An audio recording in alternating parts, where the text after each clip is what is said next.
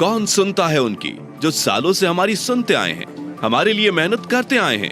आज जीवन की वृद्ध अवस्था में हमारे बड़ों की सुनने वाला कोई नहीं है। ना किसी के पास वक्त है कि वो उनके छोटे मोटे काम भी करें। साथ ही कई बुजुर्गों को जीवन के इस शीतकाल में घर से निकालना और अपमान का सामना करना पड़ता है। ऐसे में बुजुर्गों की कौन सुनेगा?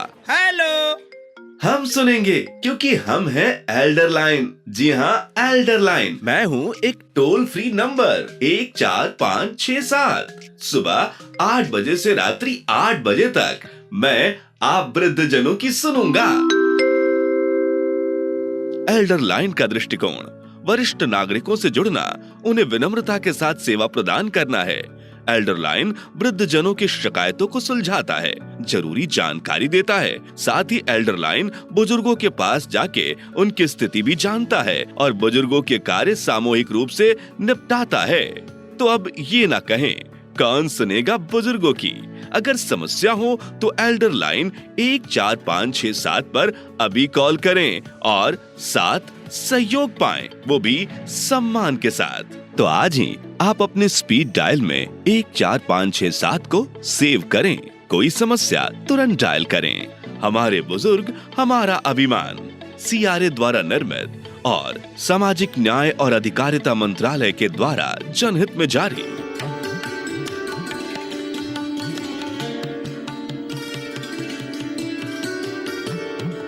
ಕೇಳುಗರೆ, ಇದು ಭಾರತ ಸರ್ಕಾರದ ಸಾಮಾಜಿಕ ನ್ಯಾಯ ಹಾಗೂ ಸಬಲೀಕರಣ ಸಚಿವಾಲಯದ ಪ್ರಾಯೋಜಿತ ಕಾರ್ಯಕ್ರಮ. ಹಿರಿಯರ ಹಿತರಕ್ಷಣೆಗಾಗಿ ಕೇಂದ್ರ ಹಾಗೂ ರಾಜ್ಯ ಸರ್ಕಾರಗಳು ಅನುಷ್ಠಾನಗೊಳಿಸುತ್ತಿರುವ ಈ ಕಾರ್ಯಕ್ರಮ ಜನರ ಹಿತದೃಷ್ಟಿಯಿಂದ ಜಾರಿಗೊಳಿಸಲಾಗುತ್ತಿದೆ. ಅಟಲ್ ವಯೋ ಅಭ್ಯುದಯ ಯೋಜನೆ. ಇದು ನಿಮ್ಮ ನೆಚ್ಚಿನ ಸಹಕಾರಿ ರೇಡಿಯೋ ಪ್ರಸ್ತುತಿ. KH ಪಾಟೀಲ್ ಕೃಷಿ ವಿಜ್ಞಾನ ಕೇಂದ್ರದಿಂದ FM 89.6 ಕಂಪನಾಂಕದಲ್ಲಿ ಪ್ರಸಾರವಾಗುತ್ತಿರುವ ನಿಮ್ಮ ನೆಚ್ಚಿನ ಸಹಕಾರಿ ರೇಡಿಯೋ ಗದಗ್. ನಮ್ಮ ಧ್ವನಿ ನಿಮಗಾಗಿ.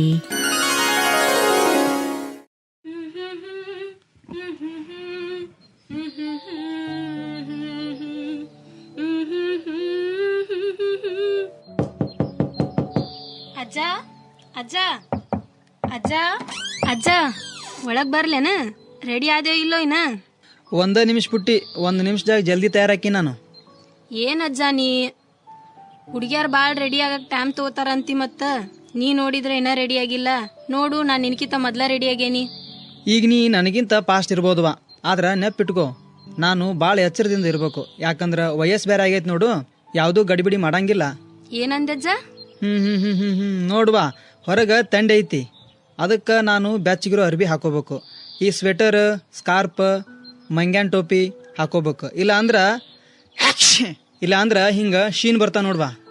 ನೋಡಜ್ಜ, ನಿನ್ಕಿಂತ ನಾನ ಬಾಳ ಗಟ್ಟದನಿ. ಅಷ್ಟ ಅಲ್ಲ, ನನ್ಕಿಂತ ಹೆಚ್ಚು ಶಾನೆ ಅದೀನಿ. ಹಂಗೇನಿಲ್ಲಜ್ಜ, ನನ್ನ ಪಾರ್ಟಿಗೆ ಹೋಗುದ್ ಬಿಡಿಸಿ ನಿನ್ ಜೊತೆ ಕರ್ಕೊಂಡ್ ಹೊಂಟಿ. ನಾ ಬರುವಂಗ ನೀ ಒಪ್ಸಿದಲ್ಲ, ಮತ್ ನೀನ ಶಾನ್ಯ. ಅದಕ್ಕ ನೋಡು, ಭಾಳ ಶಾನೆತನ ಬೇಕು ಅನ್ನೋದು. ಅದಕ್ಕ ನೀ ನನ್ನ ಶಾನೆ ಅಂತ ಕರ್ದೇನ? ಸರಿ ಸರಿ, ಹೋಗುನು ಬಾಯ್ನ. ಹೋಗು ನೋಡಿ ಬಾ ಲಕ್ಷ್ಮಿ, ಹೋಗು ನೋಡಿ. ನೋಡಜ್ಜ, ನಾ ಇಲ್ಲಿ 4 ದಿನ ಇರ್ತೇನೆ. ನಿನ್ ಫ್ರೆಂಡ್ಸ್ ಮುಂದ್ ಮತ್ತ ನನ್ ಬಗ್ಗೆ ತಮಾಷೆ ಮಾಡಬೇಡ. ಹೇ ಲಕ್ಷ್ಮಿ, ಯೋಚನೆ ಮಾಡಬೇಡ, ನಾನು ನಿನಗ ಅವಮಾನ ಮಾಡೋದಿಲ್ಲ. ಬಾ, ಮೊದಲ ಎಲ್ಲಾರನು ಭೇಟಿ ಆಗುನಂತ. ಅದ್ ಸರಿ ಅಜ್ಜ, ನಿನ್ ಫ್ರೆಂಡ್ಸ್ ಬಗ್ಗೆ ನನ್ ಮುಂದ್ ಬಾಳ್ ಹೇಳಿ, ಮತ್ತ ಅವ್ರ ಮುಂದೆ ಏನೇನ್ ಹೇಳಿ ನನ್ ಬಗ್ಗೆ? ಹೇಳಿನಿ, ನಿನ್ ಬಗ್ಗೆ ಬಹಳಷ್ಟು ಹೇಳಿನ ಅವ್ರಿಗೆ. ಹೌದಾ? ಏನೇನ್ ಹೇಳಿ ಅಜ್ಜ? ಏನಂದ್ರ, ನೀ ಸಮಾಜಶಾಸ್ತ್ರ ಓದಾಕಿದೀವ, ಮತ್ತ ಸಮಾಜ ಸೇವೆಯಲ್ಲಿ ಕೂಡ ತೊಡಗಿ, ನಿನಗೀಗ ಸೂಟಿ ಬೇರೆ ಇರೋದ್ರಿಂದ ನನ್ನ ಭೇಟಿ ಮಾಡಾಕ ಇಲ್ಲಿ ಬಂದೀನಿ. ಮತ್ ಹಿಂಗಾಗಿ ಅಟಲ್ ವಯೋ ಅಭ್ಯುದಯ ಯೋಜನೆ ಬಗ್ಗೆ ಮಾಹಿತಿ ತಿಳಿಸ್ಕೊಡ್ತಿ ಅಂತ ಎಲ್ಲರಿಗೂ ಹೇಳಿ ನಾನು. ಹಾ ಚಲೋ ಆತಾಳಜ್ಜ. ನಾ ಡಿಗ್ರಿ ಮುಗಿಸಿದ್ಮ್ಯಾಗ ಒಂದ್ NGO ಸಂಸ್ಥೆ ತೆಗಿಬೇಕಂತ ಮಾಡೀನಿ. ಅದ್ರೊಳಗ್ ಮತ್ PR ಮ್ಯಾನೇಜರ್ ನೀನ ಆಗ್ಬೇಕು. ಒಂದಿನ ಬಹುಶಃ ನಾನು ನಿನ್ PR ಆಗ್ಬಹುದು, ಆದ್ರೆ ಈಗ ನೀನು ನನ್ನ ಡ್ರೈವರ್ ಆಗ್ಬೇಕು ನೋಡು. ಆಗುಣಲ್ಲ ಅಜ್ಜ, ಅದ್ರಾಗ ಏನೈತಿ. ಬಾ ಹೋಗುನು ಈಗ. ಹೋಗುನು. ಬಹುಶಃ ಅವರು ನಮ್ಗೆ ಕಾಯಕತ್ತಾರೇನೋ.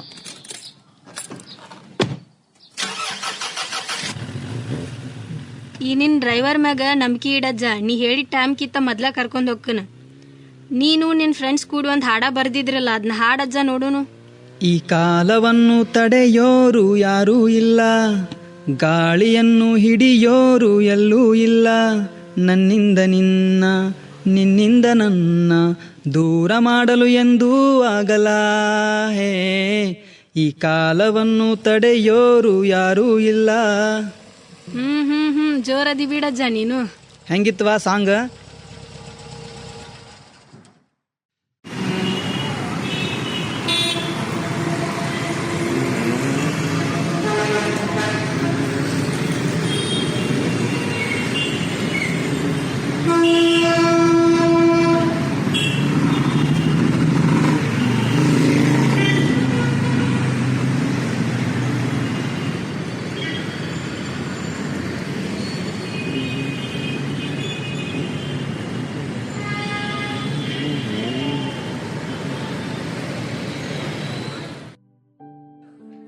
ಹಾ ಲಕ್ಷ್ಮಿ, ಶುರು ಮಾಡಿ ಮತ್ತೆ. ನಾವು ಸ್ವಲ್ಪ ತಡ ಆಗಿ ಬಂದೀವಿ, ಎಲ್ಲರೂ ಕ್ಷಮಿಸ್ರಪ್ಪ. ಮತ್ತ ಏನಾದರೂ ಪ್ರಾರಂಭ ಮಾಡ್ಬೇಕಂದ್ರೆ ಅದಕ್ಕೆ ಯಾವತ್ತೂ ತಡೆ ಅನ್ನೋದು ಇರಂಗಿಲ್ಲ ಅಂತ ಹೇಳ್ದವ್ ನೀನಲ್ಲನ? ಹೌದು, ಶುರು ಮಾಡೋಣ. ಹಂಗಂದ್ರ ಲಕ್ಷ್ಮಿ ಹೇಳು, ಈ ಅಟಲ್ ವಯೋ ಅಭ್ಯುದಯ ಯೋಜನೆ ಅಂದ್ರೆ ಏನಿದು? ಏನಮ್ಮ ಲಕ್ಷ್ಮಿ, ಅದು ಹೆಸರು ಅಷ್ಟು ಕಷ್ಟ ಐತಿ ಹೇಳಕ. ಅಟಲ್ ವಯೋ ಹಂಗಂದ್ರೆ ಏನು? ಹೆಸರೇನೋ ಸ್ವಲ್ಪ ದೊಡ್ಡದೈತಜ್ಜ, ಆದ್ರೆ ಇದರಿಂದ ನಿಮ್ ಜೀವನಾನ ಬಾ ಸುಲಭ ಆಕೈತ್ ನೋಡ್. ಮತ್ತ ಚಲೋ ಐತಲ್ಲ, ಹೆಸರಾಗ ಏನೈತಿ ರಾಮಣ್ಣ? ಇದನ್ನ ಅಟಲ್ ಯೋಜನೆ ಅಂತ ಕರೆಯೋನ್ ಬಿಡು. ಹೌದೌದು, ಅಟಲ್ ಯೋಜನೆ ಚೆನ್ನಾಗಿದೆ.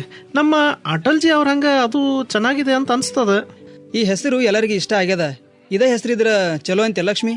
ಖಂಡಿತ ಅಜ್ಜ, ನೀವೆಲ್ಲಾರು ಈಗ ಈ ಯೋಜನೆ ಉದ್ದೇಶ ಅರ್ಥ ಮಾಡ್ಕೊಂಡಿರಿ ನೋಡು. ಆದ್ರ ನಾವಿನ್ನೂ ಯೋಜನೆ ಬಗ್ಗೆ ತಿಳ್ಕೊಂಡೇ ಇಲ್ಲ. ನೀವು ಅದ ಹೆಂಗ ಯೋಜನೆ ಉದ್ದೇಶ ತಿಳ್ಕೊಂಡಿರಿ ಅಂತ ಹೇಳ್ತೀರಿ? ಹಾ ನಾ ಹೇಳ್ತೇನೆ ನೋಡೀಗ. ಈ ಯೋಜನೆ ಉದ್ದೇಶ ಏನಂದ್ರ ಸುಲಭ ಮಾರ್ಗಗಳ ಮೂಲಕ ಹಿರಿಯರ ಜೀವನವನ್ನ ಸುಗಮಗೊಳಿಸುದು. ನೀವಷ್ಟೂರು ಸೇರಿ ಈಗಾಗ್ಲೇ ಇಷ್ಟು ದೊಡ್ಡ ಹೆಸರ ಸಾಂದ್ ಮಾಡಿರಿ. ಇದು ಸಣ್ಣ ವಿಷಯ ಆಗಿರ್ಬೋದು ಲಕ್ಷ್ಮಿ, ಆದ್ರ ನೀ ಆಡಿದ ಮಾತು ಅದಾವಲ್ಲ, ನಮ್ಮೆಲ್ಲರ ಉತ್ಸಾಹ ಇನ್ನೂ ಹೆಚ್ಚಿಗೆ ಮಾಡತ್ ನೋಡುವ ಇದು. ನಾವೇನೋ ದೊಡ್ಡ ಸಾಧನೆ ಮಾಡೀವಿ ಅಂತ ಅನ್ಸಾಕತ್ತೈತಿ. ಹಂಗಾದ್ರ ನಾವಿನ್ನೂ ಉಪಯೋಗಕ್ಕೆ ಬರ್ತೀವಿ ಅಂತಾತು. ಆದ್ರ ನಮ್ಮ ಮನೆಯವ್ರಿಗೆ ಮಾತ್ರ ನಾವು ಅಷ್ಟೇನು ಉಪಯೋಗ ಅಂತ ಅನ್ಸತ್ತಲ್ಲ. ಅದು ಖರೆ. ಕೊನೆ ಪಕ್ಷ ನಮ್ಮ ಮನ್ಯಾನವ್ರು ನಮ್ ಜೊತೆ ಮಾತಾಡಿದ್ರೆ ಸಾಕು, ನಾವ್ ಎಷ್ಟು ಉಪಯೋಗಕ್ಕೆ ಬರ್ತೀವಂತ ಅವ್ರಿಗೆ ಗೊತ್ತಾಕೈತಿ. ಯಾರು ನಮ್ ಜೊತೆ 2 ನಿಮಿಷ ಕುಂತ್ ಮಾತಾಡಕ್ ತಯಾರಿಲ್ಲ ಮನ್ಯಾನವ್ರು. ಹಂಗಲ್ಲ, ಎಲ್ಲರೂ ಅವ್ರವ್ರ ಕೆಲಸದಾಗ ತೊಡಗಿರ್ತಾರ, ಮತ್ತ ಅವ್ರವ್ರದ ಒತ್ತಡ ಕೂಡ ಇರ್ತದ. ನಮ್ಮ ಮಕ್ಕಳು ನಾವು ಹೊತ್ತು ಸಾಕುವಾಗ ಭಾಳ ತ್ರಾಸಾಗಿತ್ತು ನಮಗೂ.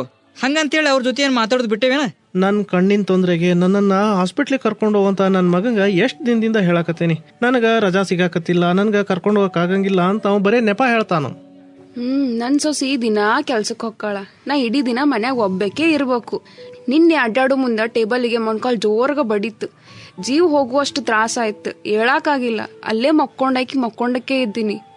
ತ್ರಾಸ ಆದಾಗ ಒಂದ್ ಲೋಟ ನೀರ್ ಕೊಡಕ್ಕೂ ಯಾರು ಇರ್ಲಿಲ್ಲ. ನನ್ ಸೊಸಿ ಸಂಜಿಗ ಕೆಲ್ಸ ಮುಗಿಸ್ಕೊಂಡ್ ಬಂದ್ಮ್ಯಾಗ ನನ್ಗೊಂದ್ ಲೋಟ ನೀರ್ ಗತಿ ಆಗೈತಿ. ಈ ಮಕ್ಳು ಒಮ್ಮೆ ದುಡಿಯಾಕ್ ಹತ್ತಿದ್ರಂದ್ರ ತಮ್ ಹಿರಿಯರ ಮೇಲೆ ಪ್ರೀತಿನ ಮರ್ತ್ ಬಿಡ್ತಾರ ನೋಡ್ರಿ. ಹೇ ಮಂಜಣ್ಣ, ಪ್ರೀತಿ ಎಲ್ಲರ ಮೇಲೆ ಇರ್ತೈತಿ, ಆದ್ರೆ ಈ ದಿನದ ಜಂಜಾಟದಾಗ ಮಕ್ಕಳಿಗೆ ಸಮಯನ ಸಿಗುದಿಲ್ಲ ನೋಡ. ಬರತಣ್ಣ, ನೀನು ನಿಜವಾಗಿ ಅದೃಷ್ಟಶಾಲಿ ನೋಡು. ಯಾಕೆ ಹೇಳ, ನಿನ್ ಮೊಮ್ಮಗಳ ನೀನ್ ಇಲ್ಲಿ ಕರ್ಕೊಂಡ್ ಬಂದಾಳಲ್ಲ. ಸರಿಯಾಗಿ ಹೇಳಿ ನೋಡು ಮಂಜಣ್ಣ. ಹಾ, ಮತ್ತ ಇಲ್ಲಿಗೆ ಬರುದಂದ್ರೆ ಸುಮ್ಮನ ಎಷ್ಟು ಟೈಮ್ ಬೇಕಾಕೈತಿ. ನಾ ಎಲ್ಲ ನನ್ನ ಕೆಲಸ ಬಿಟ್ಟು ನಿಮ್ಗೋಸ್ಕರ ಬಂದೀನಿ. ಏನ್ ಹೇಳಕತ್ತಿ ಲಕ್ಷ್ಮಿ ನೀನ್? ನಾ ಏನಿಲ್ಲಿ ಪ್ರತಿ ಸಲನೂ ಬರೋ ಅವಶ್ಯಕತೆ ಏನಿಲ್ಲ. ಹಂಗಂದ್ರ ಅವ್ರೆಲ್ಲ ಅಟಲ್ ಯೋಜನೆ ತಮ್ಮ ಕೆಲಸ ಹಂಗ ಮಾಡಿ ಮುಗಿಸ್ತಾರ? ಹಾ ಅಜ್ಜ, ಒಂದ್ ಫೋನ್ ಮಾಡಿ ಸಾಕ್ ನೀ. ಹಾ, ಒಂದ್ ಫೋನ್ನಿಂದ ಈ ಎಲ್ಲಾ ಕೆಲಸ ಮುಗಿಸೋ ಹಾಗಿದ್ರೆ ಇಷ್ಟೊತ್ತಿಗೆ ನಂದೆಲ್ಲಾ ಕೆಲಸ ಮುಗಿದು ಹೋಗಿರ್ತಿತ್ತು.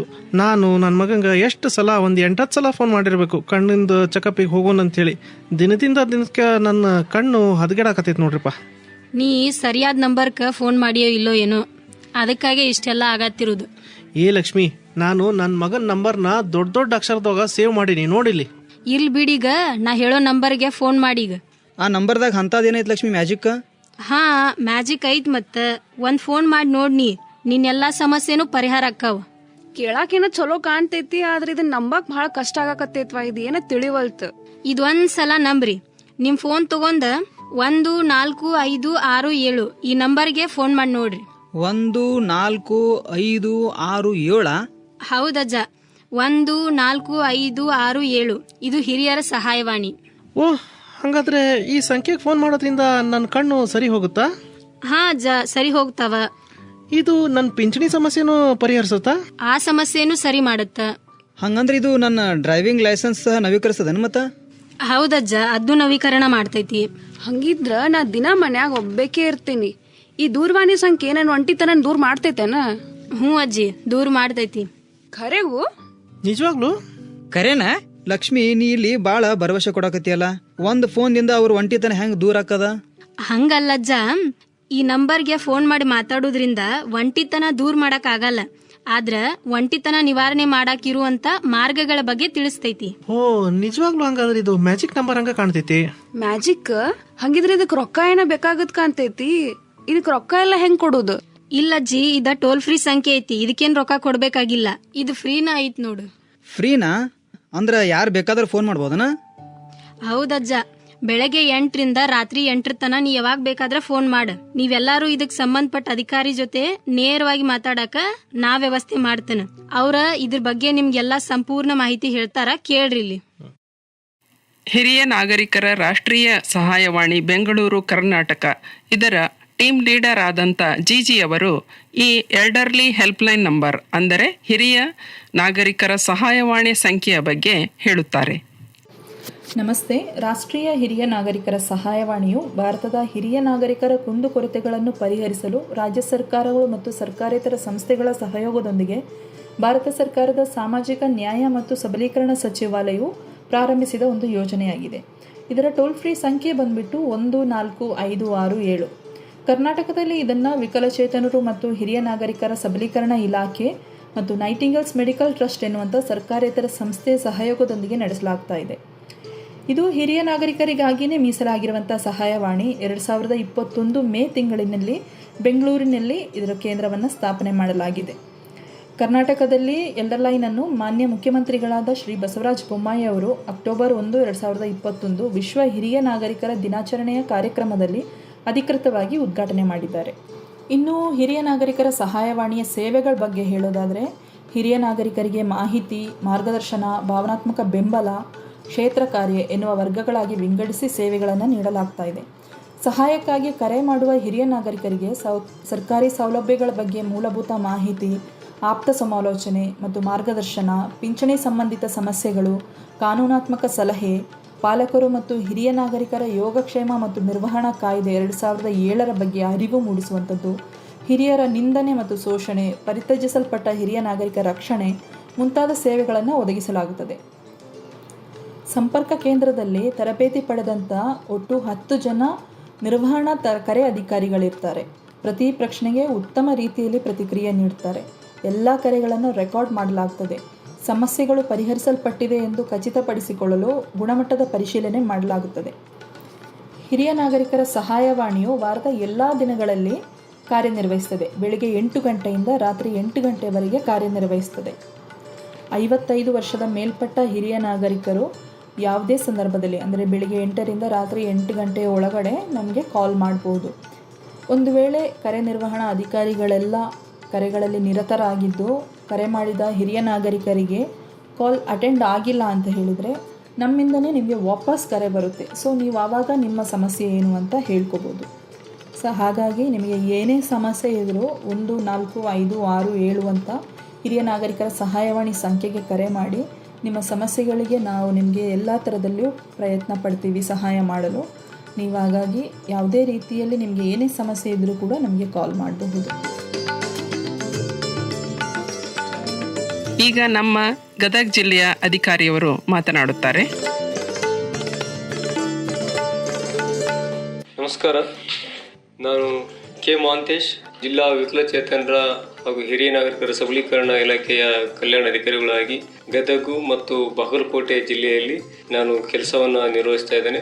ಈಗ ನಮ್ಮ ರಾಜ್ಯದಲ್ಲಿ ಪ್ರತಿ ಜಿಲ್ಲೆಯಲ್ಲಿ ಹಿರಿಯ ನಾಗರಿಕರಿಗಾಗಿ ಕೆಲಸವನ್ನು ಅಂದರೆ ಸಹಾಯವಾಣಿ ರೂಪದಲ್ಲಿ ನಮಗೆ ಈಗ ಹಿರಿಯ ನಾಗರಿಕರಿಗೆ ಅಂದರೆ ಸಂಕಷ್ಟದಲ್ಲಿರ್ತಕ್ಕಂಥ ಹಿರಿಯ ನಾಗರಿಕರಿಗೆ ತೊಂದರೆ ಆದಂಥ ಸಂದರ್ಭದಲ್ಲಿ ನಮಗೆ ಸಹಾಯವಾಣಿ ಸಂಖ್ಯೆ 1090 ಹಾಗೂ 14567 ಇವು ಎರಡು ಕೂಡಿ ಈ ಜಿಲ್ಲೆಯಲ್ಲಿ ಮತ್ತು ರಾಜ್ಯದಲ್ಲಿ ಕೆಲಸವನ್ನು ನಿರ್ವಹಿಸ್ತಾ ಇದೆ. ಹಿರಿಯ ನಾಗರಿಕರಿಗೆ ಏನಾದರೂ ತೊಂದರೆ ತಾಪತ್ರೆಗಳು ಬಂದಾಗ ಅವರಿಗೆ ಏನು ದಿಕ್ಕು ತೋಚದೇ ಇದ್ದಂಥ ಸಂದರ್ಭದಲ್ಲಿ ಅವರಿಗೆ ಮುಂದೆ ಏನು ಮಾಡಬೇಕು ಎನ್ನುವಂಥ ಒಂದು ಪರಿಕಲ್ಪನೆ ಇಲ್ಲದೇ ಅವರು ಸಂಕಷ್ಟದಲ್ಲಿ ಸಿಲುಕೊಂಡಿರ್ತಾರೆ. ಅಂಥ ಸಂಕಷ್ಟದಲ್ಲಿ ಹಾಕಿಕೊಂಡಾಗ ಅವರಿಗೆ ಒಂದು ಸರ್ಕಾರ, ನಾವು ಇಲಾಖೆ ಇರ್ಬೋದು ಮತ್ತು ನಮ್ಮ ಸಂಘ ಸಂಸ್ಥೆಗಳಿರ್ಬೋದು, ಅವರಿಗೆ ನಾವು 10-90 ಈ ಒಂದು ದೂರವಾಣಿಯನ್ನ ನಾವು ಮತ್ತು 1456 ಇವು ಏನಿದೆ ಎರಡು ಸಮನಾಗಿ ಕೆಲಸ ಮಾಡ್ತಿರ್ತವೆ. ನಮ್ಮ ರಾಜ್ಯದಲ್ಲಿ ಪ್ರಚಲಿತವಾಗಿರುವಂತದ್ದಂದ್ರೆ 10-90 ಇದು ರಾಜ್ಯ ಸರ್ಕಾರದ ಅನುದಾನಕ್ಕೆ ಒಳಪಟ್ಟಂತೆ ಇದು 24x7 ಕೆಲಸವನ್ನ ನಿರ್ವಹಿಸ್ತಾ ಇರ್ತದೆ. ಇಲ್ಲಿ ಇದರ ಮುಖ್ಯ ಉದ್ದೇಶ ಏನಂದ್ರೆ ಹಿರಿಯ ನಾಗರಿಕರಿಗೆ ತೊಂದರೆಗಳು ಅಂದ್ರೆ ಈಗ ಮಗನಿಂದ ಆಗಿರ್ಬೋದು ಅಥವಾ ಮಗಳಿಂದ ಆಗಿರ್ಬೋದು ಅಥವಾ ಸೊಸೆಯಿಂದ ಆಗಿರ್ಬೋದು ಅಥವಾ ಆಜು ಬಾಜು ಮನೆಯವರಿಂದ ಆಗಿರ್ಬೋದು, ಈ ರೀತಿ ಸಮಸ್ಯೆಗಳು ಅವರಿಗೆ ವಯಸ್ಸಾಗಿರುತ್ತದೆ, ಅವರಿಗೆ ದುಡಿಯುವಂತ ಸಾಮರ್ಥ್ಯ ಇರೋದಿಲ್ಲ. ಆಗಲೇ ಅವರು ಸಂಧ್ಯಾಕಾಲದಲ್ಲಿ ಇರುವಂತ ಸಂದರ್ಭದಲ್ಲಿ ಅವರಿಗೆ ನಾನಾ ರೀತಿಯ ತೊಂದರೆಗಳನ್ನು ಕೊಡುವಂತವರು ಬೇರೆ ಬೇರೆ ಇದ್ದೇ ಇರ್ತಾರೆ. ಏನಂದ್ರೆ ಕಾರಣ ಇಷ್ಟೇ, ಅವರು ರಿಟೈರ್ಮೆಂಟ್ ಆಗಿರುವಂತ ಎಂಪ್ಲಾಯಿ ಇತ್ತು ಅಂದ್ರೆ ಅವ್ರ ಹತ್ರ ಹಣ ಇರ್ತದೆ, ಒಡವೆಗಳು ಇರ್ತವೆ, ಮತ್ತೆ ಬೇರೆ ಬೇರೆ ಆಸ್ತಿ ಇರ್ತವೆ. ಸೊ ಅವುಗಳನ್ನ ಮಕ್ಕಳಾಗಿರ್ಬೋದು, ಎಲ್ಲ ಮಕ್ಕಳು ಆ ಥರ ಮಾಡೋದಿಲ್ಲ. ಕೆಲವೊಂದು ಮಕ್ಕಳು ಇರ್ಬೋದು, ಕೆಲವೊಂದು ಸೊಸೆಯಂದ್ರು ಇರ್ಬೋದು, ಅವರು ಅವರಲ್ಲಿ ಇರ್ತಕ್ಕಂಥ ಆಸ್ತಿ ಮತ್ತೆ ಒಡವೆ ಮತ್ತೆ ಹಣ ಇವುಗಳನ್ನ ದೋಚಲಿಕ್ಕೆ ಇಂಥ ಒಂದು ಕೃತ್ಯಗಳನ್ನ ಮಾಡ್ತಿರ್ತಾರೆ. ಅಂದ್ರೆ ಆ ಕೃತ್ಯವನ್ನ ಹೇಗೆ ಮಾಡ್ತಾರೆ ಅಂದ್ರೆ ಮಕ್ಕಳು ಅನ್ಎಂಪ್ಲಾಯ್ ಇರ್ತಾರೆ, ಅದನ್ನ ನಮ್ಮ ತಂದೆಗೆ ಏನ್ ಯೂಸ್ ಇದೆ, ನಮ್ಮ ತಾಯಿಗೆ ಏನ್ ಯೂಸ್ ಇದೆ ಅನ್ನುವಂತ ಕಲ್ಪನೆ ಅವರಲ್ಲಿ ಇರ್ತದೆ. ಸೊ ಅದನ್ನ ಏನಾದ್ರೂ ಮಾಡಿ ಇವ್ರ ಕಡೆಯಿಂದ ಕಿತ್ಕೊಂಡು ನಾವು ಹೋಗ್ಬೇಕು, ಪರಾರಿ ಆಗ್ಬೇಕು ಅನ್ನೋವಂತ ಕಾನ್ಸೆಪ್ಟ್ ಇರ್ತೈತಿ. ಕೆಲವು ಮಕ್ಕಳೆಲ್ಲ ತಂದೆ ತಾಯಿ ಏನ್ ಹೇಳ್ತಾರೆ ಅದನ್ನೆಲ್ಲ ಕೇಳ್ತಾರೆ, ಕೇಳ್ಕೊಂಡು ಹೋಗ್ತಾ ಇರ್ತಾರೆ, ತಂದೆ ಹಾಕಿ ಕೊಟ್ಟಂತ ಮಾರ್ಗದಲ್ಲಿ ಹೋಗ್ತಾ ಇರ್ತಾರೆ. ಕೆಲವು ಮಕ್ಕಳು ಆ ತರ ಇರೋದಿಲ್ಲ, 5 ಬೆರಳು ನಮಗೆ ಸಮನಾಗಿ ಇರೋದಿಲ್ಲ. ಸೊ ಹಾಗಾಗಿ ಎಲ್ಲ ಮಕ್ಕಳು ಒಂದೇ ತರ ಇರೋದಿಲ್ಲ. ಸೊ ಅಂತ ಸಂದರ್ಭದಲ್ಲಿ ನಮಗೆ ಬರ್ತಾರೆ, ನನ್ನ ಮಗ ನನಗೆ ಮೋಸ ಮಾಡಿ ನನ್ನ ಕೈಯಲ್ಲಿ ಇದ್ದಂತ ದುಡ್ಡನ್ನ ದೋಚ್ಕೊಂಡು ಹೋದ, ನನ್ ನೋಡ್ತಾ ಇಲ್ಲ ಅನ್ನುವಂತ ಎಷ್ಟೋ ವಿಚಾರಗಳು ನಮ್ಮ ಮುಂದೆ ಬಂದಿದ್ದಾವೆ. ಅವು ಕೂಡ ನಮ್ಮ 1456 ಇರ್ಬೋದು ಮತ್ತೆ 10-90 ಇವರಿಗೆ ಕಂಪ್ಲೇಂಟ್ ಮಾಡಿ ನಾವೊಂದು ಕಂಪ್ಲೇಂಟ್ ಅನ್ನ ಲಾಡ್ಜ್ ಮಾಡಿಕೊಂಡು ಅದನ್ನ ವಿಚಾರಣೆಯನ್ನ ನಡೆಸ್ಕೊಂಡು ಅವರಿಗೆ ತಗೊಂಡೋಗಿರುವಂತ ಹಣವನ್ನ ವಾಪಸ್ ಕೊಡಿಸುವಂತ ಪ್ರಯತ್ನ ಈ ಹೆಲ್ಪ್ ಲೈನ್ ಅವ್ರು ಮಾಡ್ತಾರೆ. ಆ ರೀತಿ ಸಹಾಯವಾಣಿಯವರು ಅವರಿಗೆ ಬೇಕಾದಂತ ಒಂದು ವ್ಯವಸ್ಥೆಯನ್ನ, ದಿನನಿತ್ಯದ ಜೀವನಕ್ಕೆ ತೊಂದರೆ ಆಗಿತ್ತು ಅಂದ್ರೆ ನಾವು ಅವರನ್ನ ಊಟ ಮತ್ತು ವಸತಿಗೆ ಏನಾದ್ರು ತೊಂದರೆ ಐತೆ ಅಂದ್ರೆ ಆಶ್ರಮಕ್ಕೆ ಸೇರಿಸ್ತೀವಿ. ಆಶ್ರಮದಲ್ಲಿ ಅವ್ರನ್ನ ಬದುಕಿಸ್ಲಿಕ್ಕೆ ಅವ್ರಿಗೆ ಏನು ಮೆಡಿಕಲ್ ಬೆನಿಫಿಟ್ ಇರ್ಬೋದು ಅಥವಾ ಬೇರೆ ಬೇರೆ ಇನ್ನಿತರೆ ಅವ್ರಿಗೆ ಏನು ಕೇಳ್ಕೊಂಡ್ ಬಂದಿರ್ತಾರೆ ಅವೆಲ್ಲ ನಾವು ಕೊಡುವಂತ ವ್ಯವಸ್ಥೆ ನಮ್ಮ 10-90 ಮತ್ತು 1456 ಈ ಒಂದು ಎರಡು ಸಹಾಯವಾಣಿಯವರು ಕೆಲಸವನ್ನ ಮಾಡ್ತಿರ್ತಾರೆ. ಹೆಚ್ಚಾನೆಚ್ಚು ಪ್ರಚಲಿತ ನಮಗೆ ಸಿಗೋದು ಅಂದ್ರೆ ನಮಗೆ 10-90 ಇವರು ತುಂಬಾ ಇಲ್ಲಿ ನಮಗೆ 24x ಸಿಗ್ತಾ ಇದ್ದಾರೆ. 1456 ಏನಿದೆಯಲ್ಲ ಇದು ಬೆಂಗಳೂರಲ್ಲಿ ಹೆಡ್ ಕ್ವಾರ್ಟರ್ ಮಾಡಿದ್ದಾರೆ. ಸೊ ಹಾಗಾಗಿ 10-90 ತುಂಬಾ ಉಪಯುಕ್ತವಾದಂತ ಕೆಲಸವನ್ನ ಮತ್ತು ಸಮಾಜಮುಖಿ ಕೆಲಸವನ್ನ, ಸಂಕಷ್ಟದಲ್ಲಿರ್ತಕ್ಕಂಥ ಹಿರಿಯರನ್ನ ರಕ್ಷಣೆ ಮಾಡುವಂತ ಕೆಲಸವನ್ನ ನಮ್ಮ ಹೆಲ್ಪ್ ಲೈನ್ ಅಂದ್ರೆ ಸಹಾಯವಾಣಿಯವರು ಮಾಡ್ತಾ ಇದ್ದಾರೆ. ಮತ್ತೆ ಅವ್ರಿಗೆ ಯಾವುದೇ ತೊಂದರೆ ಅಂದ್ರೆ ಈಗ ಪೆನ್ಷನ್ ಬರ್ತಿರೋದಿಲ್ಲ, ಆ ಪೆನ್ಷನ್ ಅನ್ನ ಮಾಡಿಸುವಂತ ಕೆಲಸವನ್ನ ನಾವು ಸಂಬಂಧಪಟ್ಟಂತ ಇಲಾಖೆ ಮತ್ತು ಅವರು ಎಲ್ಲರೂ ಸೇರ್ಕೊಂಡು ಅವರಿಗೆ ಪೆನ್ಷನ್ ಬರುವಂತ ವ್ಯವಸ್ಥೆಯನ್ನ ಮಾಡ್ತೀವಿ. ಮತ್ತೆ ಆಸ್ತಿಯನ್ನ ಮಕ್ಕಳು ಮತ್ತು ಸೊಸೆಯಂದ್ರು ಅಥವಾ ಬೇರೆ ಆಜು ಬಾಜುದವರು ಅವರ ನೆರೆಹೊರೆಯವರು ಯಾರಾದರೂ ಅದನ್ನ ದೋಚ್ಕೊಂಡಿದ್ರೆ ಅಥವಾ ಅವರಿಗೆ ಮೋಸ ಮಾಡಿದ್ರೆ ಅದನ್ನ ಕೊಡಿಸುವಂತ ಕೆಲಸ ನಾವು ಹೆಲ್ಪ್ ಲೈನ್ ಮೂಲಕ ನಾವು ಮಾಡ್ತಾ ಇದೀವಿ. ಅದು ಇತ್ಯರ್ಥ ಪಡಿಸ್ಬೇಕಾದ್ರೆ AC ಕೋರ್ಟ್ ಇದೆ. AC ಕೋರ್ಟ್ ಆದ ನಂತರ ಅಲ್ಲಿ ಬಗೆಹರಿಲಿಲ್ಲ ಅಂದ್ರೆ DC ಅವ್ರ ಕೋರ್ಟ್ ಅಲ್ಲಿ ನಡೆಸ್ತಾರೆ. ಸೊ ಹಾಗಾಗಿ ಅವರಿಗೆ ಬಂದಂತ ಆಸ್ತಿಯನ್ನ ಅವ್ರು ಯಾರು ತಕೊಂಡ್ರೆ ಅದನ್ನೇನಾದ್ರೂ ಮೋಸ ಮಾಡಿ ಅವರಿಗೆ ಕಬಳಿಸ್ಕೊಂಡಿದ್ರೆ ಅದನ್ನ ಮರಳಿ ಅವ್ರಿಗೆ ಕೊಡಿಸುವಂತ ಕೆಲಸವನ್ನ ಈ ಹೆಲ್ಪ್ ಲೈನ್ ಮತ್ತೆ ಇಲಾಖೆ ಕೆಲಸವನ್ನ ಮಾಡ್ತಾ ಇದೆ. Thank you. ಕೇಳಿದ್ರಲ್ಲ, ನಿಮ್ಗೆಲ್ಲಾರ್ಗೂ ಈಗ ಉತ್ತರ ಸಿಕ್ತಿಲ್ಲ? ಹೌದೌದೌದು, ಎಲ್ಲದಕ್ಕೂ ಉತ್ತರ ಸಿಕ್ತು. ಆದ್ರೆ ಕೊನೆಯದಾಗಿ ಒಂದ್ ವಿಷಯ ಮಾತ್ರ ಉಳ್ಕೊಂಡ್ಬಿಟ್ಟಿದೆ. ಹೇ ರಾಮಣ್ಣ, ತೃಪ್ತಿ ಇಲ್ಲದ ಮನುಷ್ಯ ನೋಡ್ ನೀನು. ಯಾವಾಗ ನೋಡಿದ್ರು ಒಂದ್ ವಿಷಯ ನಿನ್ ಕಡೆ ಇದ್ದೇ ಇರ್ತಾವ. ನನಗ್ ಒಂದ್ ವಿಷಯ ಅನುಮಾನ ಇತ್ತು, ಅದಕ್ಕೆ ಕೇಳೋಣ ಅನ್ಕೊಂಡೆ. ಅದಕ್ಕೆ ಯಾಕೆ ಇಷ್ಟು ಸಿಟ್ಟಾಗ್ತಿ ಮರಯ? ಅನುಮಾನ ಏನ ಎಲ್ರಿಗ ಇರ್ತಾವ, ಆ ಅನುಮಾನ ಪರಿಹಾರನು ಅಕ್ಕಾವ. ಆದ್ರ ನಿನ್ ಅನುಮಾನ ಏನಂತ ಹೇಳಿ ನೋಡೋಣ, ಆಗ ಅದ ಸಣ್ಣದೋ ದೊಡ್ಡದ ಅಂತ ಗೊತ್ತಾಕೈತಿ. ಹಂಗಲ್ ಮಂಜಣ್ಣ, ನೀ ಬಾಳ್ ನಗ್ಚಾಟಿ ಮಾಡಕ್ ಹೋಗ್ಬೇಡ ನೋಡು. ಅಲ್ಲ, ನಿನ್ ಜೊತೆ ನಗ್ಚಟಿನೂ ಮಾಡಬಾರ್ದು, ಏನೂ ಮಾಡಬಾರ್ದು. ಇನ್ನೇನ್ ಮಾಡ್ಬೇಕು ನೀನೇ ಹೇಳಲ್ ಮತ್ತ. ಪ್ರಶ್ನೆ ಕೇಳ್ಬಹುದಜ್ಜ, ನಿಮ್ಗೇನ್ ಅನುಮಾನ ಐತಿ ಕೇಳ್ರಿ. ಲಕ್ಷ್ಮಿ, ನಾವು ಈ ರೀತಿ ಸಂಖ್ಯೆಗೆ ಫೋನ್ ಮಾಡಿದಾಗ ಅದಕ್ಕಾಗಿ 1 ಒತ್ತಿ, ಇದಕ್ಕಾಗ್ರಿ 2 ಒತ್ತಿ ಅಂತ ಅವಾಗ ಕೇಳ್ತಾನೆ ಇರ್ತೀವಿ. ಇಷ್ಟೆಲ್ಲ ನಂಬರ್ ಒತ್ತಿ ಆಯ್ಕೆ ಮಾಡಿ ಏನೇನ ಮಾಡಿ ಕಡಿಗೆ ಯಾರು ಮಾತಾಡ್ಲಿಕ್ಕಂದ್ರೆ ಏನ್ ಮಾಡುದ? ಸ್ವಲ್ಪ ಸಮಾಧಾನದಿಂದ ಇರ್ರಿ. ನಮ್ಮಂಗ ಬಾಳ ಜನ ಫೋನ್ ಮಾಡ್ತಿರ್ತಾರ. ಈಗ ಯಾರ ಫೋನ್ ಮಾಡಿರ್ಬೇಕು. ನಮ್ ಲಕ್ಷ್ಮಿ ಹೇಳಿದ್ಲಲ್ಲ, ಯಾರು ಫೋನ್ ಮಾಡಿದ್ರು ಅವ್ರ ಮಾತ ಕೇಳ್ತಾರಂತ. ಬೇಕಿದ್ರೆ ಈಗ ಕರೆ ಮಾಡಿ ನೋಡ್ರಜ್ಜ. ಹೌದು ನೋಡು, ಕರೆ ಮಾಡ್ರಿ ಹಂಗಾರ ಮತ್ತ. ನಾನಾ? ಮತ್ಯಾರ ಫೋನ್ ಮಾಡಿ ನಿನ್ನ ಕಣ್ಣಿನ ಸಮಸ್ಯೆ ಅವ್ರಿಗೆ ಹೇಳ. ಅಕ್ಕ, ನೀವು ಕರೆ ಮಾಡಿದ್ರೆ ಚೆನ್ನಾಗಿರ್ತೈತೆ ನೋಡ್ರಿ. ಒಬ್ಬ ಮಹಿಳೆ ಒಬ್ಳು ಮಾತಾಡಿದ್ರೆ ಸಮಾಧಾನದಿಂದ ಮಾತಾಡ್ತಾರು. ಏ ರಾಮಣ್ಣ, ಯಾಕಿಷ್ಟು ನಾಚಿಕೆ ಪಡಾಕತ್ತಿ? ಅಕ್ಕ, ನೀವ ಮೊದಲು ಫೋನ್ ಮಾಡಿಬಿಡ್ರಲ್ಲ ಮತ್ತ. ನಾ ಏನು ಅವ್ರಿಗೆ ಹೇಳಿ? ಗೊತ್ತಿಲ್ಲ ಗೊಣ್ಣಾಚಾರ ಇಲ್ಲಾರ್ದ ಮಂದಿ ನಾ ಹೆಂಗ್ ನನ್ನ ವೈಯಕ್ತಿಕ ಸಮಸ್ಯೆಗಳನ್ನ ಹೇಳ್ಕೊಲಿ? ಭಾಳ ವಿಚಿತ್ರ ಅನಿಸ್ತೈತದ. ನೋಡುವ ಲಕ್ಷ್ಮಿ, ನೀನು ಹಿರಿಯರ ಸಹಾಯವಾಣಿ ಬಗ್ಗೆ ಎಲ್ರಿಗೂ ಹೇಳಿದ್ ಕರೆ, ಆದ್ರೆ ಅದನ್ನ ಬಳಸೋದು ನಮ್ಗೆ ಗೊತ್ತಿಲ್ಲಲ್ಲ. ನೀನ ಏನಾರ ಅದಕ್ಕೊಂದು ಐಡಿಯಾ ಮಾಡುವ. ಹೌದು, ಅದನ್ನ ಮಾಡೋಣ. ಮತ್ ನಾವು ಅದ್ರ ಬಗ್ಗೆ ಚರ್ಚೆ ಕೂಡ ಮಾಡ್ತಿರ್ಬೇಕು. ಆಗ ಎಲ್ಲರಿಗೂ ಅದ್ರ ಬಳಕೆ ಬಗ್ಗೆ ಗೊತ್ತಾಕ್ಕದ. ಹೌದಜ್ಜ, ನಾವು ಸಹಾಯ ಕೇಳ್ತಿದೀವಿ ಅಂತಂದ್ರ ನಮ್ ಪ್ರೀತಿ ಪಾತ್ರರ ಬಗ್ಗೆ ದೂರ ನೀಡ್ತಿದೀವಿ ಅಂತಲ್ಲ. ಆದ್ರೆ ಅದು ನನ್ನ ಮಗಂಗ ಇಷ್ಟ ಆಗದೆ ಇರ್ಬೋದಲ್ಲ. ಹೌದು, ನನ್ನ ಮಗಳಿಗೂ ಇದು ಇಷ್ಟ ಆಗಂಗಿಲ್ಲ. ಅವ್ರ ಮಕ್ಕಳು ಅವ್ರನ್ನ ನೋಡ್ಕೊಳಂಗಿಲ್ಲ, ಅದಕ್ಕೆ ಅವ್ರು ಹೊರಗಿನಿಂದ ಸಹಾಯ ತಗೊಳಕತ್ತಾರ ಅಂತ ಹೇಳಿ ಜನ ಎಲ್ಲ ಮಾತಾಡ್ಕೋತಾರ. ನೀ ಹೇಳೋದೇನ ಸರಿ ಐತಿ. ಇದ್ರ ಬಗ್ಗೆ ನಮ್ಮ ಮಂದಿ ಜೊತೆ ಮೊದಲ ಮಾತಾಡಿರ್ಬೇಕು. ಹೌದಜ್ಜ, ಇರ್ಲೀಗ ಫಸ್ಟ್ ಮನ್ಯಾಗಿನವ್ರ ಜೊತೆ ಮಾತಾಡೋನು. ಅದಕ್ಕಿಂತ ಮೊದ್ಲ ಒಂದ್ ಕತಿ ಹೇಳ್ತನು, ಕೇಳ್ರಿ. ನೋಡ್ರಪ್ಪ, ಎಂತ ಕಾಲ್ ಬಂತು. ನಾವ್ ಸಣ್ಣವ್ರಿಗೆ ಕತಿ ಹೇಳ್ತಿದ್ವಿ, ಈಗ ಸಣ್ಣವ್ರ ನಮ್ ಕತಿ ಹೇಳುವಂಗಾಗ್ಯಾರ. ಇರ್ಲಿ, ಅವ್ರದ್ದು ಕತಿ ಕೇಳೋನೇನಂತ. ಸರಿ, ಹಂಗಾರ ಶುರು ಮಾಡ್ತನ್ ಕೇಳ್ರಿ. ಒಂದ್ ಹಳ್ಳಿಯೊಳಗ ಮಲ್ಲಪ್ಪ ಅನ್ನೋ ಒಬ್ಬ ವ್ಯಕ್ತಿ ವಾಸ ಮಾಡ್ತಿದ್ದಂತ. ಅವ ಅನಾಥ ಇದ್ದ, ಆದ್ರೂ ಕೂಡ ಕೈ ಕೆಸರಾದರೆ ಬಾಯಿ ಮೊಸರು ಅನ್ನೋ ಹಿರಿಯರ ಮಾತಿನಂಗ ಕಷ್ಟಪಟ್ಟು ಕೆಲಸ ಮಾಡಿ ತನ್ನ ದುಡಿಮೆಗೆ ತಕ್ಕಂಗ ಸರಳವಾದ ಜೀವನ ಮಾಡ್ಕೋತ ಸಂತೋಷವಾಗಿದ್ದ. ಒಂದಿನ ಅವ್ ತನ್ನ ಕೆಲಸ ಮುಗಿಸಿ ವಾಪಸ್ ಹೋಗುವಾಗ ಅವಂಗ ದಾರಿಯೊಳಗ ಒಂದ್ ವಸ್ತು ಕಾಣಿಸ್ತ. ಆ ವಸ್ತು ಹೊಳ್ಯಾಕತ್ತಿತ್ತ. ಹಿಂಗಾಗಿ ಅವ್ ಏನ್ ಮಾಡಿದ, ಆ ವಸ್ತು ಏನೈತಿ ಅಂತ ನೋಡಿದ್ಮ್ಯಾಗ ಗೊತ್ತಾತು ಅದು ಬೆಳ್ಳಿ ನಾಣ್ಯ ಐತತ್ ಹೇಳಿ. ಮಲ್ಲಪ್ಪಂಗ ಆ ಬೆಳ್ಳಿ ನಾಣ್ಯ ನೋಡಿ ಸಂತೋಷ ಏನ ಆಯ್ತ, ಆದ್ರ ಜೊತೆಗಿ ಆ ಬೆಳ್ಳಿ ನಾಣ್ಯ ಎಲ್ಲಿಡ್ಬೇಕು ಅಂತ ಹೇಳಿ ಚಿಂತೆ ಶುರು ಆತ. ಹಿಂಗಾಗಿ ಅವಂಗ ಚಿಂತೆ ಯಾಕೆ ಶುರು ಆತಂದ್ರ, ತನ್ನ ಜೀವನದ ಅಗತ್ಯಕ್ಕ ಸಾಕಾಗುವಷ್ಟು ದುಡಿಮೆ ಮಾಡ್ತಿದ್ದ. ಆ ದುಡಿಮೆ ಮಾಡೋದ್ರಿಂದ ಜೀವನ ಮಾಡ್ತಿದ್ದ. ಆದ್ರ ಬೆಳ್ಳಿ ನಾಣ್ಯ ಎಲ್ಲಿ ಇಟ್ಕೋಬೇಕು, ಏನ್ ಮಾಡ್ಬೇಕು ಅಂತ ಹೇಳಿ ಯೋಚನೆ ಮಾಡಿ ಸಾಕಾತ. ಯೋಚನೆ ಮಾಡಿದ್ಮ್ಯಾಗ ಅವ್ನ ನೆನಪಾತ. ಹೆಂಗೋ ಊರಿನವರೆಲ್ಲ ಕೂಡಿಸಿ ಅವ್ನ ಮದ್ವಿ ಮಾಡ್ಬೇಕಂತ ಹೇಳಿ ಯೋಚನೆ ಮಾಡಾಕತ್ತಿದ್ರು. ಹಿಂಗಾಗಿ ಮುಂದ ಮದ್ವಿ ಆದ್ಮ್ಯಾಗ ತನ್ನ ಹೆಂಡತಿಗೆ ಅದನ್ನ ಉಡುಗೊರೆ ಆಗಿ ಕೊಡ್ಬೇಕು ಅಂತ ಹೇಳಿ ಯೋಚನೆ ಮಾಡಿ ಆ ನಾಣ್ಯ ಎಲ್ಲಿಡ್ಬೇಕು ಅಂತ ಹೇಳಿ ಮತ್ತೆ ಯೋಚನೆ ಮಾಡಾಕತ್ತ. ಬಾಳೋ ತನಕ ಯೋಚನೆ ಮಾಡಿದ್ಮ್ಯಾಗ ಅವಂಗ ನೆನಪಾತು, ಆ ನಾಣ್ಯ ತಗೊಂಡ್ ಹೋಗಿ ರಾಜರ ಹಳೆ ಅರಮನೆ ಗೋಡೆ ಒಳಗೆ ಇಡಬೇಕು ಅಂತ ಹೇಳಿ ಮಣ್ಣ ಮತ್ತು ಇಟ್ಟಿಗೆ ಮುಚ್ಚಿ ಅದನ್ನ ಇಟ್ಟು ಬಂದ. ಇದಾದ್ಮ್ಯಾಗ ಅವಂಗ ಸಮಾಧಾನ ಆತ. ಒಂದಿಷ್ಟು ದಿನ ಆದ್ಮ್ಯಾಗ ಊರಿನವರೆಲ್ಲರೂ ಕೂಡಿಸಿ ಮಲ್ಲಪ್ಪನ ಮದ್ವಿ ಮಾಡಾಕತ್ರ. ಆ ಮದ್ವಿ ಸಂತೋಷದೊಳಗ ಅವ ಆ ನಾಣ್ಯ ಇಟ್ಟಿದ್ದ ಮರ್ತ್ ಬಿಟ್ಟ. ಹಿಂಗ ಒಂದಿಷ್ಟು ದಿನ ಹೋದ್ಮ್ಯಾಗ ಅವನ್ ಹೆಂಡತಿ ಗರ್ಭಿಣಿ ಆದ್ಲು. ತಂದೆ ಆಗುತ್ತಿರೋ ಸುದ್ದಿ ಕೇಳಿ ಮಲ್ಲಪ್ಪನಿಗೆ ಭಾಳ ಖುಷಿ ಆತು. ಮತ್ತು ಹೆಂಡತಿಗೆ ಏನಾರ ಉಡುಗೊರೆ ಕೊಡ್ಬೇಕಲ್ಲ ಅಂತ ಹೇಳಿ ಯೋಚನೆ ಮಾಡಿದ. ಆದ್ರೆ ಉಡುಗೊರೆ ಕೊಡಾಕ ಅವನ ಕಡೆ ಸಾಕಷ್ಟು ಹಣ ಇರಲಿಲ್ಲ.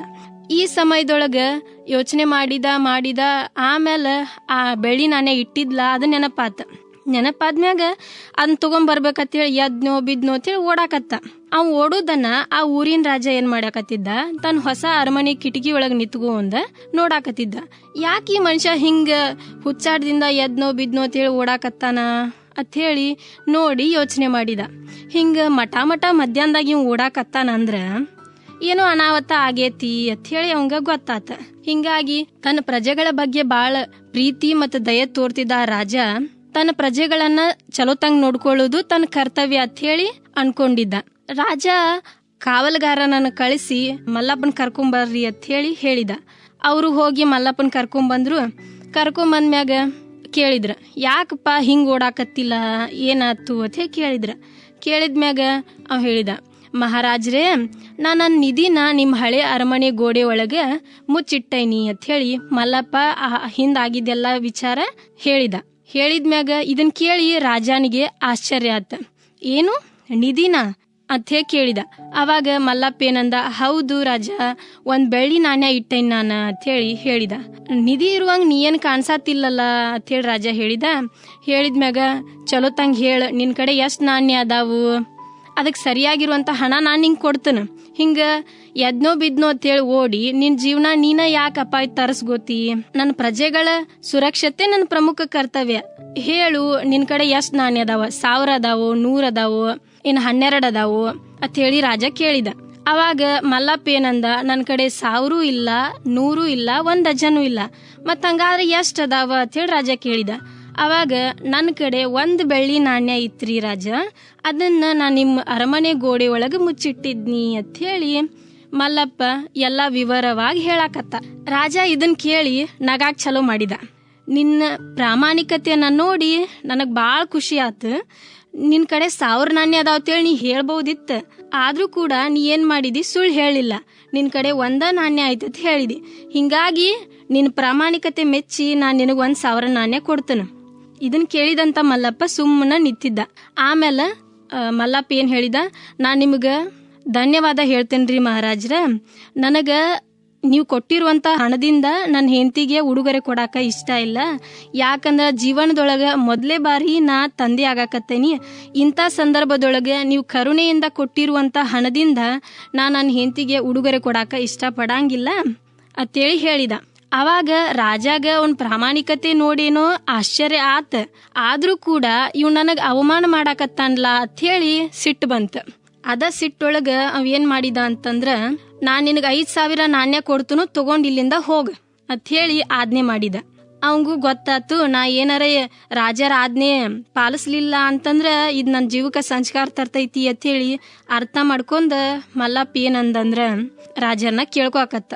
ಮಹಾರಾಜ್ರೇ, ನೀವು ಬಾಳ ಚಲೋ ಅದೀರಿ, ಪ್ರಜೆಗಳನ್ನ ನಿಮ್ ಮಕ್ಕಳ ರೀತಿ ನೋಡ್ಕೋತೀರಿ. ಆದ್ರ ನಾ ನಿಮ್ ಕಡೆ ಇನ್ನೊಂದೇನೋ ಕೇಳಬೇಕು, ಕೇಳಲೇನ ಅಂತ ಹೇಳಿ ಕೇಳ್ತಾನ. ಅವಾಗ ರಾಜ ಏನಂತಾನ ಅಂತಂದ್ರ, ಇವ ಇಷ್ಟ ವಿನಮ್ರವಾಗಿ ಕೇಳುದ್ ನೋಡಿ ರಾಜನಿಗೆ ಖುಷಿ ಆಕೈತಿ. ಅವ ಕೇಳ, ನಿನಗೆ ಏನ್ ಬೇಕಾದ್ರೂ ಕೇಳು, ನಾ ಕೊಡ್ತೇನೆ ಅಂತ ಹೇಳ್ತಾನ. ಅವಾಗ ಮಲ್ಲಪ್ಪ ತನ್ನ 2 ಕೈ ಜೋಡಿಸಿ, ಸಣ್ಣಾಗಿದ್ದಾಗಿಂದ ನಾ ಒಬ್ಬಂಟಿಯಾಗಿ ಬೆಳ್ದೇನ್ರಿ ರಾಜ. ಹಿಂಗಾಗಿ ಒಂದು ಸ್ವಂತ ಮನೆ ಮಾಡ್ಕೊಳಕ ನನಗ್ ಸ್ವಲ್ಪ ಭೂಮಿ ಬೇಕಾಗೈತಿ ಅಂತ ಹೇಳಿ ರಾಜ ಕೇಳ್ತಾನ. ಅವಾಗ ಈ ಊರಿನ ರಾಜ ಆಗಿ ನಾ ಹೇಳಾಕತ್ತೇನಿ, ನಿನಗೆ ಎಲ್ಲಿ ಬೇಕಲ್ಲ ಅಲ್ಲಿ 5 ಎಕರೆ ಭೂಮಿಯನ್ನ ತಗೋ ಅಂತ ಹೇಳಿ ರಾಜ ಹೇಳ್ತಾನ. ಅವಾಗ ಮಲ್ಲಪ್ಪ ಏನ್ ಹೇಳ್ತಾನು ಅಂತಂದ್ರ, ನನಗ ಅರಮನೆಯ ಉತ್ತರ ದಿಕ್ಕೊಳಗ ಭೂಮಿ ಬೇಕು ಅಂತ ಕೇಳ್ತಾನ. ಅವಾಗ ರಾಜ ಏನಂತಾನ, ಹೌದಾ, ಉತ್ತರ ದಿಕ್ಕೊಳಗ್ ಬೇಕಾ? ಆ ಉತ್ತರ ದಿಕ್ಕೊಳಗ ಹಳೆ ಅರಮನೆ ಐತತ್ ಹೇಳಿ ನಿಂಗೆ ಗೊತ್ತೈತಿಲ್ಲೋ ಮತ್ತ? ಅವಾಗ ಮಲ್ಲಪ್ಪ, ಹೂರಿ ಗೊತ್ತೈತಿ, ಅಲ್ಲೇ ನನ್ನ ನಾಣ್ಯನೂ ಐತಿ, ನಾ ಉತ್ತರ ದಿಕ್ಕೊಳಗ 5 ಎಕರೆ ಭೂಮಿ ತಗೋತನು ಅಂತ ಹೇಳಿ ಮಲ್ಲಪ್ಪ ಹೇಳ್ತಾನ. ಅವಾಗ ರಾಜ ಏನ್ ಹೇಳ್ತಾನು ಅಂತಂದ್ರ, ನೀ ನನ್ನ ಆಜ್ಞೆ ಪಾಲಿಸಿ, ಮತ್ ನೀ ಬಾಳ್ ಪ್ರಾಮಾಣಿಕ ಅದಿ, ಮತ್ ಕಷ್ಟಪಟ್ಟು ದುಡಿತಿ, ಬುದ್ಧಿವಂತ ಅದಿ, ಮತ್ ನಿಯತ್ತಿನ ವ್ಯಕ್ತಿ ಅದಿ. ಈಗ ನಿನ್ನ ನಿಧಿನೂ ನೀ ತಗೋ, ಮತ್ ಈ ಜಾಗನೂ ತಗೋ ಅಂತ ಹೇಳಿ ರಾಜ ಹೇಳ್ತಾನ.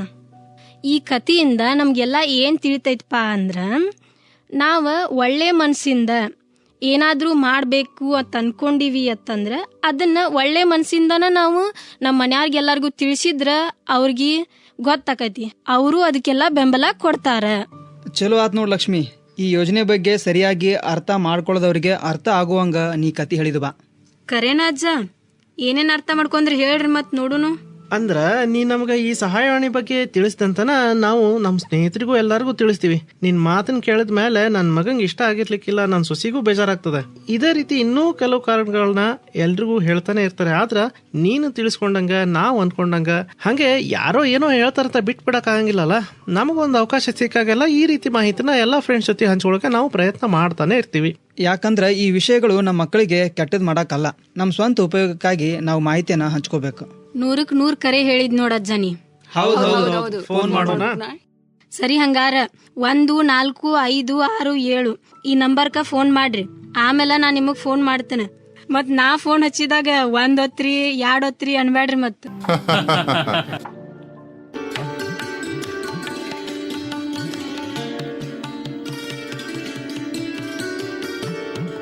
ಕೇಳುಗರೆ, ಇದು ಭಾರತ ಸರ್ಕಾರದ ಸಾಮಾಜಿಕ ನ್ಯಾಯ ಹಾಗೂ ಸಬಲೀಕರಣ ಸಚಿವಾಲಯದ ಪ್ರಾಯೋಜಿತ ಕಾರ್ಯಕ್ರಮ.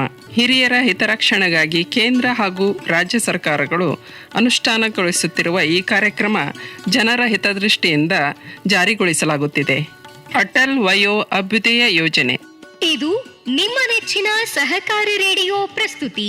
ಕೆಎಚ್ ಪಾಟೀಲ್ ಕೃಷಿ ವಿಜ್ಞಾನ ಕೇಂದ್ರದಿಂದ FM 89.6 ಕಂಪನಾಂಕದಲ್ಲಿ ಪ್ರಸಾರವಾಗುತ್ತಿರುವ ನಿಮ್ಮ ನೆಚ್ಚಿನ ಸಹಕಾರ ರೇಡಿಯೋ ಗದಗ್. ನಮ್ಮ ಧ್ವನಿ ನಿಮಗಾಗಿ.